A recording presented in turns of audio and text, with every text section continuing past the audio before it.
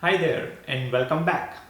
Let's review vasculitis today. Simply speaking, you know by now that itis means inflammation.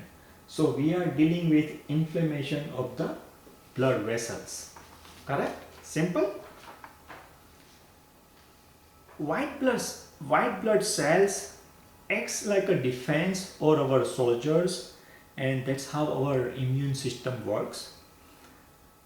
But sometimes, and as is the case here, when we are talking about vasculitis, what happens is this, that white blood cells mistakenly attacks the own body, and that's why vasculitis is also called as autoimmune disease. It affects sinus, lungs, kidneys, you name it. And it may require to be treated with steroids, chemo, and we'll get into those details. But statistically speaking, 1 in every 30,000 suffers from the vasculitis. Vasculitis is a diverse category of inflammatory diseases of the blood vessels, range in severity from self-limiting dermatological conditions to acute and rapidly fatal multi-system diseases. All forms of vasculitis are characterized by endothelial damage, intimal proliferation, thrombosis, and eventual vascular occlusion. Vasculitis can affect every organ, typically in recognizable patterns based on the size of the affected vessels and pathologic mechanisms. So with that, let's make an attempt to review the signs and symptoms. Depending upon the size of vessels, small, medium or large,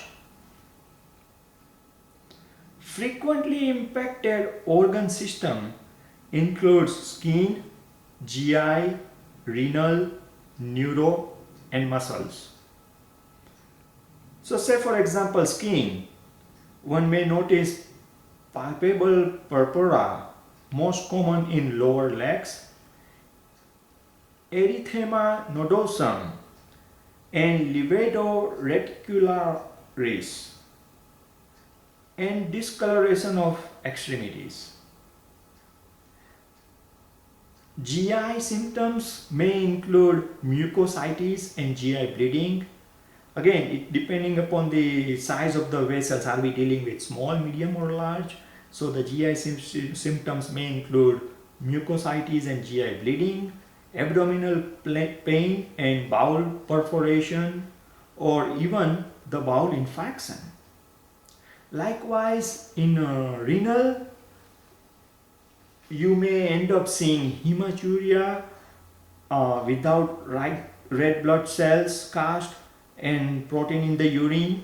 You may have a hematuria or red blood in the urine with RBC cast and flank pain, plus there could be a hypertension without hematuria. Okay. The neuro symptoms may include polyneuropathy, mental status changes like a psychosis to stroke. It depends. And as far as the muscles are concerned, one may see muscle pain called myalgia or inflammation of muscle called myositis, and or claudication or pain. Okay. Let's talk about common clinical features. So in addition to the signs and symptoms that we reviewed, the commonly seen clinical features in vasculitis includes headache, hypertension, pulmonary hemorrhage, abdominal pain, abdominal urinary sediment, erythema nodosum, that's a skin condition with multiple red nodules, okay, plus arthralgias and claudication. So these are the uh, clinical features commonly seen in vasculitis. Before we get into the classification, one important aspect that you need to keep in mind is the fact that it is not clear and it is sometimes confusing and unsatisfying. And why is that? This is due to the fact that there is overlapping in the presentations or the manifestations, a mix of primary and secondary forms, and the evolving understanding of the underlying pathophysiology. So with that in mind, what we know based on the variety of literature out there, we can categorize into, say, classification of primary vasculitis. So if we are talking about the large vessel, we may have Takayasu's arteritis, giant cell arteritis, also known as temporal arteritis. If we are dealing with a medium vessel, then we are talking about polyarteritis nodosa, Kawasaki disease, primary CNS vasculitis. And if we are dealing with small vessel, depending upon ANCA associated or immune complex associated, we can have a separate categories here. And for the ANCA associated, we are talking about granulomatosis with polyangiitis that used to be known as Wagner's granulomatosis. Then the next one is eosinophilic granulomatosis with polyangiitis, used to be known as Churg-Strauss syndrome. And last but not least, microscopic polyangiitis. If we have to address the immune complex category listed here, it would cover IgA vasculitis, used to be known as Henoch-Schönlein purpura. Then the next is cryoglobulinemic vasculitis, and last but not least, the hypersensitivity vasculitis. Now these are the classification based on the primary vasculitis. Remember that there are systemic diseases that may lead to secondary vasculitis. So in this case, what is causing is the primary driver is the systemic diseases. So that may include, and you know those, connective tissue diseases like rheumatoid arthritis or lupus, or say malignancy like lymphoma or leukemia, chronic infection like HIV or hepatitis B and C, or say sarcoidosis, okay, Behçet's disease, and some literature has also considered that as a primary vasculitis itself, okay. So enough about the systemic diseases that can trigger a secondary vasculitis. How about the diagnosis? As far as the diagnosis goes, look for the clinical findings.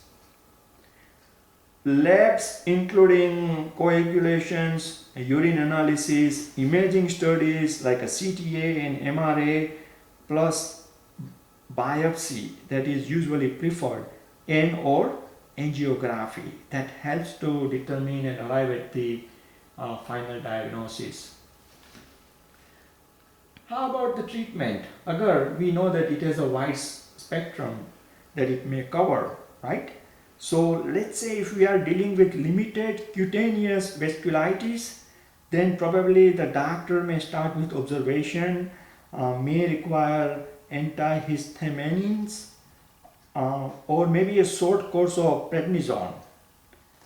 So if we are dealing with a mild systemic vasculitis, Probably prednisone is the one that is preferred by majority of the doctors.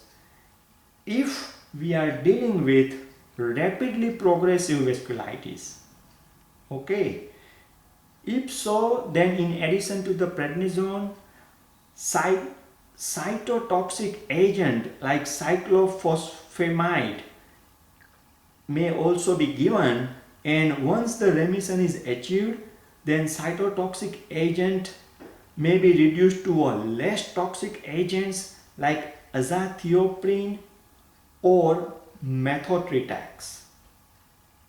Okay, so as far as the treatment goes, that is how it works depending upon the severity. How about the underwriting? As far as underwriting goes,